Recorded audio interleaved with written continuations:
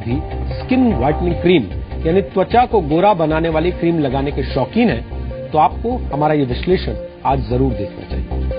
त्वचा को गोरा बनाने का वादा करने वाली क्रीम्स के विज्ञापनों में आपने अक्सर देखा होगा कि इन क्रीम्स को लगाने वाली महिला या पुरुष को फटाफट कामयाबी मिल जाती है और ये लोग रातों रात स्टार बन जाते हैं।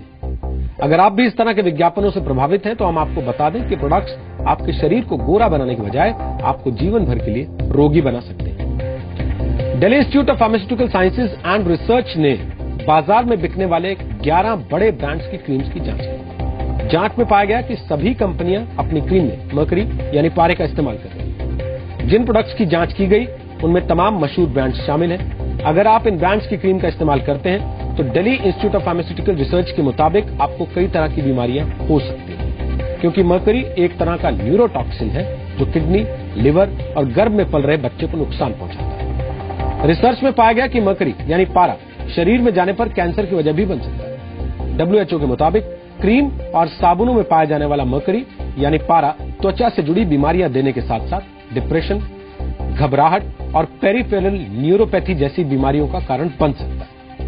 WHO के मुताबिक चीन में 40% महिलाएं और भारत में 61% लोग त्वचा को गोरा बनाने वाली क्रीमों का इस्तेमाल करते हैं। साबुनों, क्रीम और कॉस्मेटिक प्रोडक्ट्स में पाया जाने वाला पारा अक्सर पानी में मिल जाता है और यह पर्यावरण को नुकसान भी पहुंचाता है। यानी गोरापन पाने की आपकी चाहत आपके आसपास के पर्यावरण को काला कर देती है। आपको बता दें कि भारत में कॉस्मेटिक प्रोडक्ट्स में मरकरी के इस्तेमाल की इजाजत नहीं है। फिर भी क्रीम बनाने वाली कंपनियों के प्रोडक्ट्स में काफी मात्रा में पारा पाया गया। हमने इन सभी कंपनियों से जवाब जानने की कोशिश की, लेकिन हमें अभी तक किसी कंपनी की तरफ से इस बारे में कोई प्रतिक्रिया नहीं मिल पाई। जब ये कंपनियां अपना पक्ष रखेंगी तब हम आपको उनका पक्ष भी दिखाएंगे और उन सारे प्रोडक्ट्स बनाने वाली कंपनियों के नाम भी आपके सामने रखेंगे। भारत में फेयरनेस क्रीम्स का कारोबार करीब 3000 करोड़ रुपए का। भारत में फेयरनेस क्रीम के कारोबार की शुरुआत 1975 से हुई थी, लेकिन गोरा रंग पाने की चाहत भारतीयों के दिलों में अंग्रेजों के जमाने से।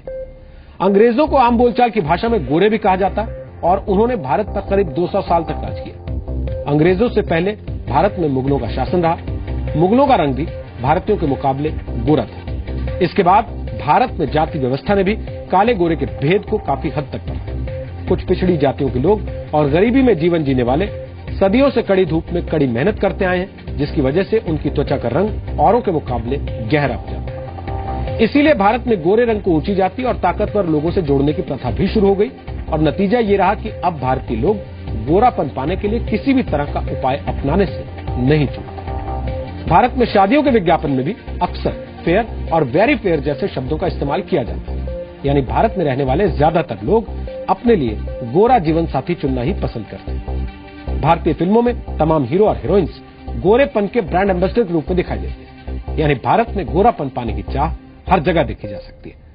लेकिन हमें लगता है कि गोरेपन का वादा बेचकर लोगों को ब्लैकमेल किया जा रहा है। मार्केटिंग के दम पर गोरे रंग को अच्छा और काले और सांवले को रंग कमतर बताया जा रहा है। हमें लगता है कि यह अनफेयर है और बहुत अनैतिक है।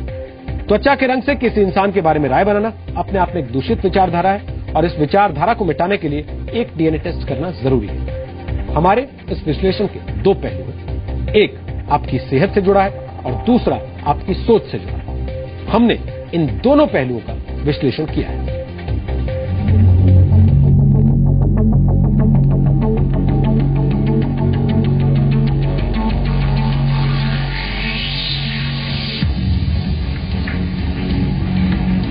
क्या गोरापन पाने की चाहत भारत के लोगों को बीमार कर रही है?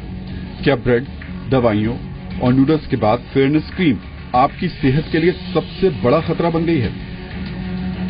टीवी पर आने वाले विज्ञापनों में त्वचा को गोरा करने वाली क्रीम्स भले ही कामयाबी, अच्छे प्यार और अच्छी नौकरी की गारंटी बन जाती हों, लेकिन सच्चाई ये है कि इन क्रीम्स के प्रति भारतीयों की दीवानगी भारत के लोगों के शरीर और समाज दोनों को बीमार कर रही है। सबसे पहले क्रीम्स के इस्तेमाल से आपके शरीर पर पड़ने वाले दुष्प्रभावों की बात कर लेते हैं। Delhi institute of pharmaceutical science and research ने अपनी एक जांच में पता लगाया कि बाजार में बिकने वाली ज्यादातर फेयरनेस क्रीम्स में मरकरी यानी पारे का इस्तेमाल किया जा रहा है। इंस्टीट्यूट ने बाजार में बिकने वाली 11 क्रीम्स पर एक क्लिनिकल रिसर्च की। जांच में सभी क्रीम्स में मरकरी यानी पारे का इस्तेमाल होने की बात सामने आई।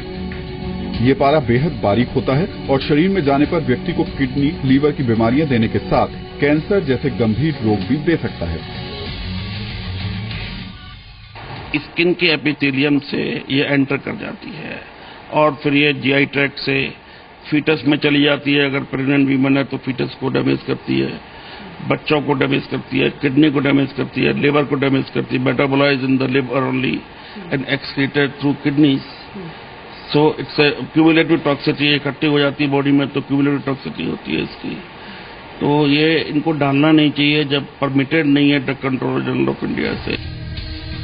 जिन 11 ब्रांड्स को इसमें शामिल किया गया वो थे fair and handsome, Pond's white beauty, Garnier skin, fair and lovely, Olay natural white, Vaseline healthy white lotion, fair and lovely BB cream, fair and lovely SPF 15, Lakme 925 insta light, Jovees fairness cream और Lotus herbal white glow.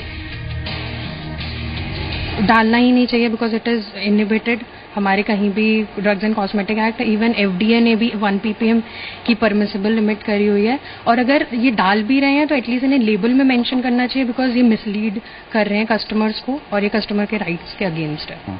जो भी हमने cream use की थी महिलाओं के लिए और जो यूज की थी पुरुषों के लिए जो हमने इस्तेमाल की थी क्रीम, उसमें ज्यादा क्वांटिटी थी मरकरी की, क्योंकि मरकरी की स्किन जो पुरुषों की स्किन होती है वो थोड़ी हार्ड होती है, टफ होती है, तो उसको पेनिट्रेट करने के लिए मरकरी ज्यादा डाली गई है। कंपनी दावा करती है कि उनकी बनाई क्रीम्स लोगों की खूबसूरती को निखारने में मदद करती हैं, यानी ये प्रोडक्ट्स छिपा हुआ गोरा रंग बाहर लाते हैं। लेकिन सच ये है कि ऐसे प्रोडक्ट्स का इस्तेमाल उस सोच को बाहर लाने का मौका देता है जिसमें